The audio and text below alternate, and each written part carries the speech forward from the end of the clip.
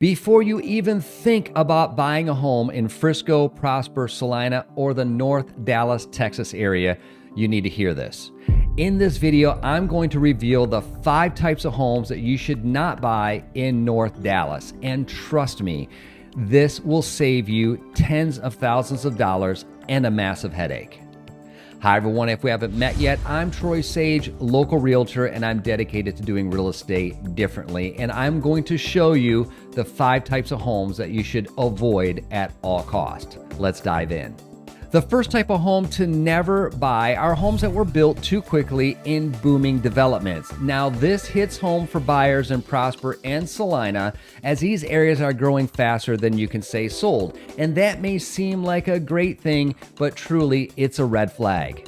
Look, builders are trying to keep up with high demand, and in the rush of things, sometimes quality control can take a hit. You can see homes being built all over this area, and on the outside they look awesome, but what can't be seen could be a major problem. Foundation issues, cheap plumbing, insufficient materials, just ways to cut corners, and these could be major problems, and I've seen it time and time again. So what's the lesson here?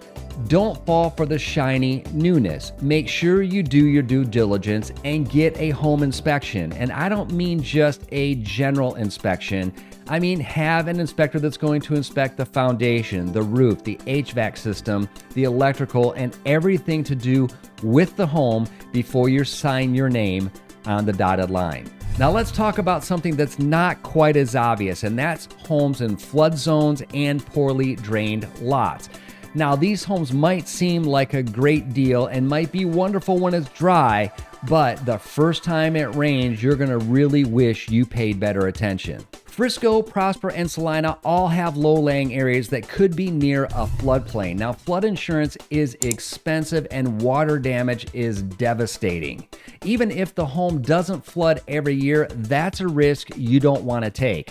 Always check the FEMA flood map and make sure you know and understand the lot's drainage. Now, I know this one might seem like common sense, but I see it all the time, and that's homes that are back into power lines and major roads. Now listen, I get it.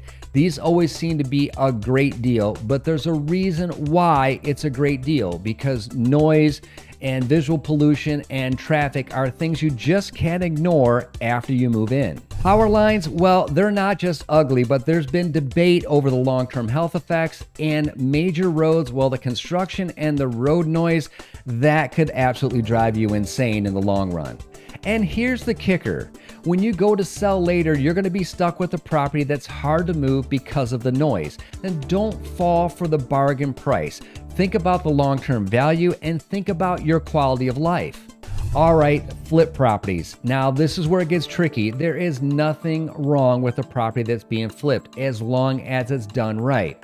But too often, I see what I like to call a lipstick renovation, and people fall for it. New flooring, fresh paint, and new countertops, and everything is great, right? Wrong. This is what I like to call a Band-Aid on a broken leg. The truth is, in many of these flipped homes, there are serious issues, electrical issues, foundation problems, and plumbing that's on its last legs. And the sellers don't want you to know about this, so they slap on a fresh coat of paint and call it a day. If you're buying a flip property, don't get blinded by the pretty pictures. Do a thorough inspection and ask about everything, and make sure the seller isn't hiding major fixes behind the pretty finishes.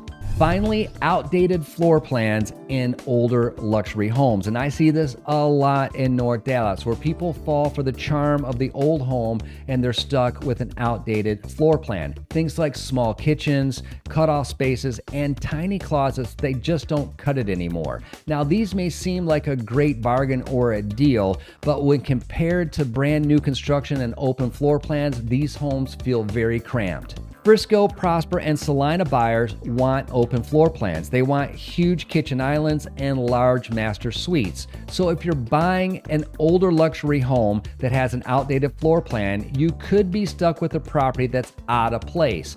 When looking at luxury homes or any home, look at the floor plan and think about what the buyer may want when it's time for you to sell. So there you have it. That's the 5 properties to never buy in Frisco, Salina, Prosper, or basically in the North Dallas, Texas area. I hope this video has given you some real insight on how to avoid these cost mistakes, because trust me, you don't want to be stuck with a property that is going to be a problem to sell later on, or something that's just simply not good for you, your family, or your money. If you're looking to buy or sell anywhere here in the North Dallas, Texas area, and you need some advice and you need the right direction, feel free to reach out to me direct.